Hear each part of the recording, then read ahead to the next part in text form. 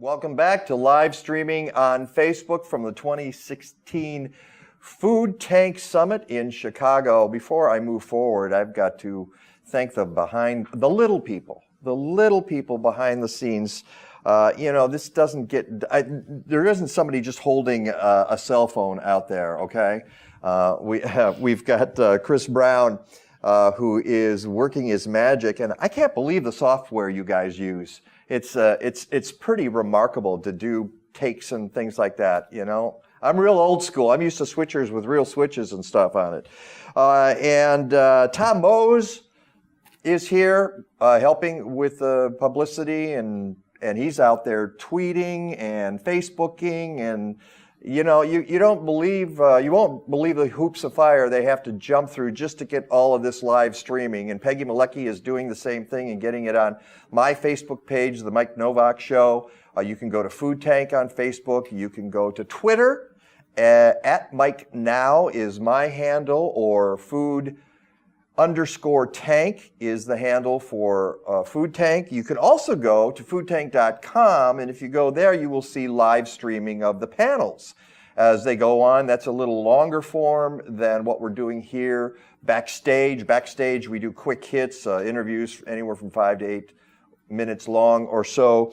And the reason we can do this is because we have great sponsors like Organic Valley, and we want to thank Organic Valley for making this possible during the 2016 Food Tank Summit. Also want to tell you that if you use the hashtag Food Tank, you can participate in the conversation. We've had a lot of people writing questions. You can make a comment if you'd like to do that as well. And one more thing I'm going to remind you, if you go to foodtank.com, you can find out about conferences, because we know a number of you are watching. We had, I mentioned earlier, from Madrid. Where else in the world are we getting? What? We had someone from her flat in London. From her flat in London. Yep. Hi, London. How you doing? I have a feeling a few more countries. If you're in a different country, send us a message. We'd love to do a shout out to you. There will be conferences next year, summits in DC, Los Angeles, and Boston. So go to foodtank.com for that information. Next to me is Emily Zack from the Loyola University Retreat and Ecology Campus. Such a pleasure to meet you. Thanks for having me. Now, see, I know about Loyola University here in Chicago because they have a fantastic sustainability department. They do. And you are part of that. It's the same thing, but you're not in the city. You're out, you said Woodstock? Exactly, yep. We are in Woodstock. We have 98 acres. It is the ecology campus, so the students that are learning about sustainable ag, environmental science, ecology, downtown can then come out to Woodstock to actually learn, not just learning out of PowerPoint. Hands-on experience. Yeah, actually come down and feel the soil and ID the plants and actually do some of the work. Which you can't It's pretty replace. great. It's pretty great. You can do the book learning all you want. But until you're out there actually growing and learning and seeing, oh, that disease wiped out this plant and that insect is wreaking havoc on that, and wow, I guess I don't really have good drainage here and I got to fix that. I mean, that's important stuff. Absolutely. We also have a restoration workout at the ecology campus. So there's a lot of work for native prairie, native wetland. They collect seeds, reintroduce native plants, of course work on beneficial insects and the monarchs and getting those populations up as well.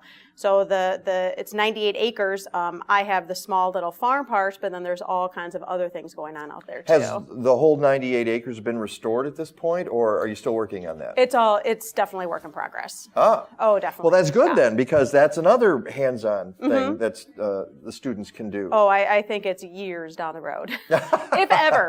Well, hey, listen. Which is great. You could be at Medewan Tallgrass Prairie, where they have 19,000 acres they're gosh. trying to restore to Yes. prairie. The U.S. Forest Service, and my hat's off to those. I love those people down there. Go down and see the bison down at Medewan. They just introduced a year ago. You mentioned the monarchs. I have to stop. What did you observe this year about monarch butterflies in the city? I didn't see any, basically. When I would go out to suburban and country areas, I would see some, but it wasn't as if there were these overwhelming populations. They apparently took a hit in the spring.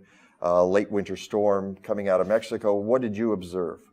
I saw 3 or 4 out That's by not me. good. No, I definitely didn't see it. And we actually, there's a big, push reintroducing, milkweed, saving milkweed seeds. And I'll have milkweed show up this year. It was right in the middle of my line of dry beans, and I know to and grow. You leave them there. Oh, of course I do. Because, that's the way it used to work on farms, is that you'd have these row crops, and then suddenly milkweed would pop up in the middle of it, and farmers would have to deal with that. Now, because of the GMO crops, and they can spray Roundup like crazy, the milkweed doesn't show up anymore. Absolutely. It's funny, if you see a field of soybeans, what pops up is corn. That's the rogue plant, because that's the only thing that will survive the Roundup. And that's just kind of odd. Yeah. So out your way, you didn't see a lot of monarchs, and that has to give you pause. It does. Yeah, it does. I think there's a big push though right now. There's lots of, people are talking about it, reintroducing, the milkweed, and again, let's try not to spray it all.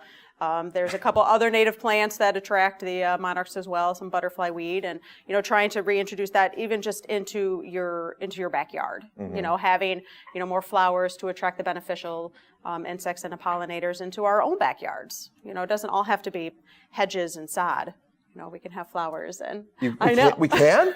I wasn't aware of that. Okay. Well, listen, you and said not to spray your dandelions. Oh, That's the other thing. that's the other. The bees I wake tell up, people, it's the first thing the bees can pollinate. live. You're right. The bees in the Yep. spring. This is what they're going to. Yep. This is how they sustain themselves. So we need to learn to live with the dandelions. We need to learn to rethink and have a different paradigm of what constitutes nature. Yes. And that's what you're doing out there. So briefly, we have just a couple of minutes left. What are you finding about that the students come away with? I imagine you got a lot of students who have never done anything like this before. Absolutely. How does that change them? We definitely have some groups, from IES, but then we have a lot of students and different groups that come out, some from the inner city who have never tasted a real strawberry or seen how a raspberry grows, on the canes. And I have 600 feet of raspberry canes.